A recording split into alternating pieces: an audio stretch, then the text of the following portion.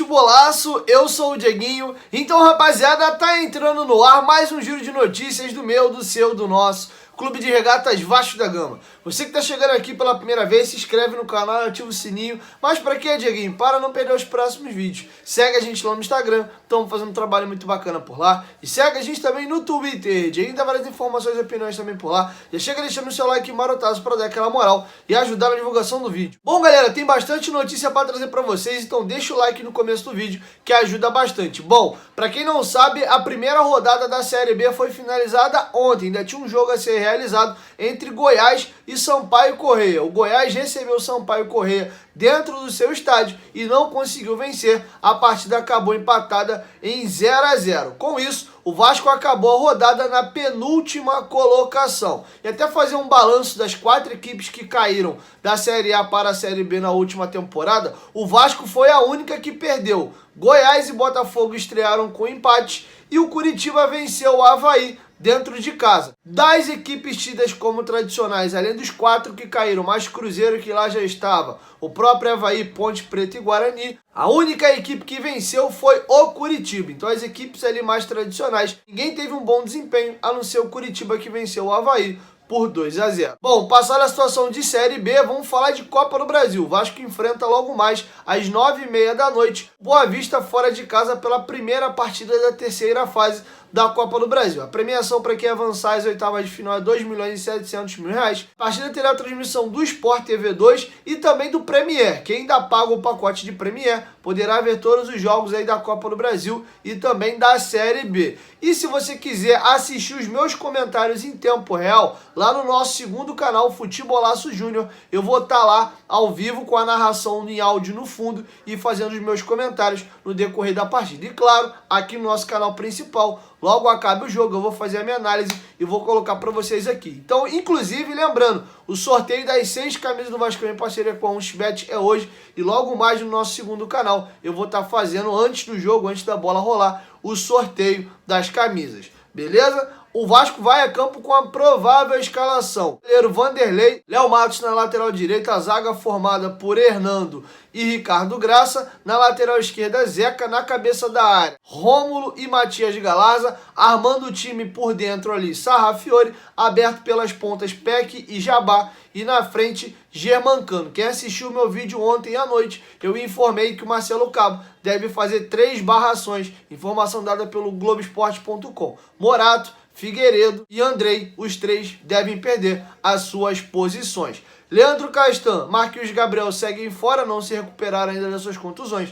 E o volante Michel, recém-contratado, ainda não foi inscrito no bid da CBF. Falando do retrospecto entre Vasco e Boa Vista, as duas equipes já se enfrentaram 15 vezes ao longo de suas jornadas. O Vasco tem 12 vitórias, 2 empates e uma única derrota em 2011. O Vasco tem um bom retrospecto contra o Boa Vista. Inclusive, o Vasco jamais foi eliminado para uma equipe de menor investimento do Rio de Janeiro. Em 2006, eliminou Volta Redonda com gol de Edilson Capetinha. E em 2014, o Vasco eliminou o Resende. Então o Vasco tem um ótimo retrospecto. Só me falta o Vasco hoje fazer a cagada de ter um resultado ruim, ter que reverter isso em São Januário. Esperamos que o Vasco vença com autoridade, até para abaixar um pouco os ânimos, porque a temperatura deu uma subida. A torcida está muito desconfiada. Algumas pessoas viam bons desempenhos em alguns jogos e não, foi eliminado do Carioca, beleza, né? Porque poupou, teve jogo de time sub-20, mas o time jogou bem contra o Flamengo, jogou razoavelmente bem contra o Fluminense, passou ali aos trancos e barrancos da Copa do Brasil, vamos ver. Mas os 2 jogos contra o Botafogo na final da Taça Rio e a estreia assustadora contra o Operário deixaram todo mundo de orelha em pé. Bom, outro tema muito importante. Infelizmente, o Carlos Brasil, que era o gerente da categoria de base do Vasco, não faz parte mais do quadro de funcionários do Vasco. Como assim, Dieguinho? O profissional recebeu uma proposta de um outro clube e decidiu deixar o Vasco. Eu vou ler para vocês a nota oficial do Vasco, inclusive dentro da nota tem um depoimento do próprio Carlos Brasil e logo em seguida eu trago mais informações. O Clube de Regatas Vasco da Gama informa que foi comunicado na manhã desta terça-feira sobre a decisão do gerente de futebol da base, Carlos Brasil, de seu desligamento do quadro de funcionários do Vasco. Tal fato se deu única e exclusivamente por uma escolha do profissional e por ter aceitado o convite de um outro clube, prezando o Vasco da Gama pelo respeito à sua decisão.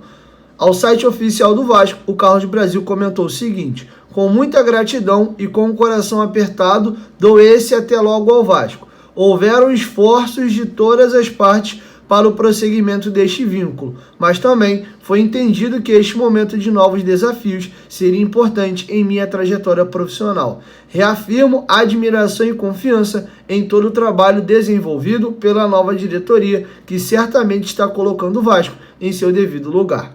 Durante todos esses anos, Carlos Brasil prestou serviços fundamentais ao desenvolvimento de jovens promessas de nossas categorias de base, contribuindo para a história de vitórias da nossa base forte. O profissional se desligará nas próximas semanas, depois de iniciado um processo de transição junto a um novo profissional da área, que ainda será escolhido. Ao Vasco da Gama cabe o sincero agradecimento ao profissional e o desejo de sucesso na nova jornada. Bom, galera, trazer um pouquinho mais informações aqui a respeito do Carlos Brasil. A equipe ao qual ele está indo é o Corinthians. A negociação vinha rolando há mais de um mês. O próprio Carlos Brasil já tinha recusado algumas propostas do Corinthians, falou disso até através do seu Twitter, que estaria ficando pro Vasco, não era por questão salarial, mas parece que o Corinthians insistiu, não sei exatamente o que foi que o Corinthians ofereceu. Então, infelizmente, Carlos Brasil não é mais o gerente da base do Vasco. O profissional chegou ao Vasco em 2018, ainda na gestão do Alexandre Campelo, e fez um trabalho extraordinário. Sobre o comando de Carlos Brasil, o Vasco voltou a ter destaque no âmbito nacional. Vocês lembram que os desempenhos do Vasco eram pífios, o Vasco muitas das vezes não chegava nem às oitavas de final da Copa São Paulo, campeonatos brasileiros, nem carioca o Vasco vinha ganhando.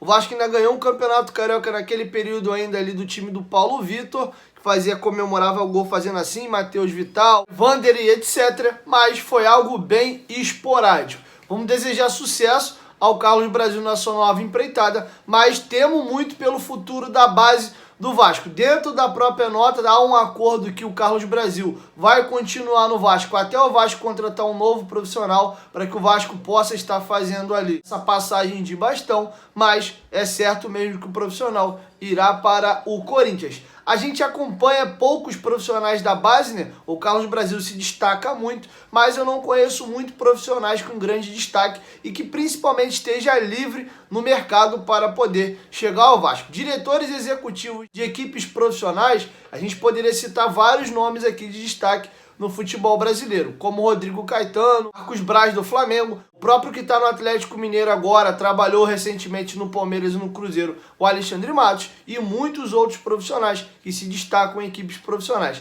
Já na base a gente olha até o desempenho das equipes, mas a gente não sabe muito bem quem são os profissionais. Torço para que o Vasco consiga, o mais breve possível, contratar um ótimo profissional, porque o futuro do Vasco passa muito pela categoria de base. Dali vai derivar muita solução para o Vasco quitar as suas dívidas, fazendo boas vendas e também contratar os seus craques. Porque o craque pronto o Vasco não tem condição de contratar. Aquele jogador caro, badalado e disputado no mercado não vem para o Vasco, pelo menos para esse Vasco de hoje. O grande jogador, aquela grande estrela, vai vir da nossa categoria de base. Então é muito importante o Vasco resolver essa situação o mais breve possível. Bom, informação curtinha para vocês, acabou de sair enquanto eu gravava aqui. O volante Michel está regularizado no bid da CBF, porém não vai enfrentar o Boa Vista. A delegação do Vasco embarcou para Rio Bonito e logo em seguida aí para Bacaxá ontem ainda, e o volante ficou no Rio de Janeiro. Mas caso Marcelo Cabo queira, ele já irá poder jogar contra a Ponte Preta no próximo domingo, pela segunda rodada da Série B. O jogador está regularizado, não sei exatamente como é que está a parte física dele, ele vinha treinando no Grêmio,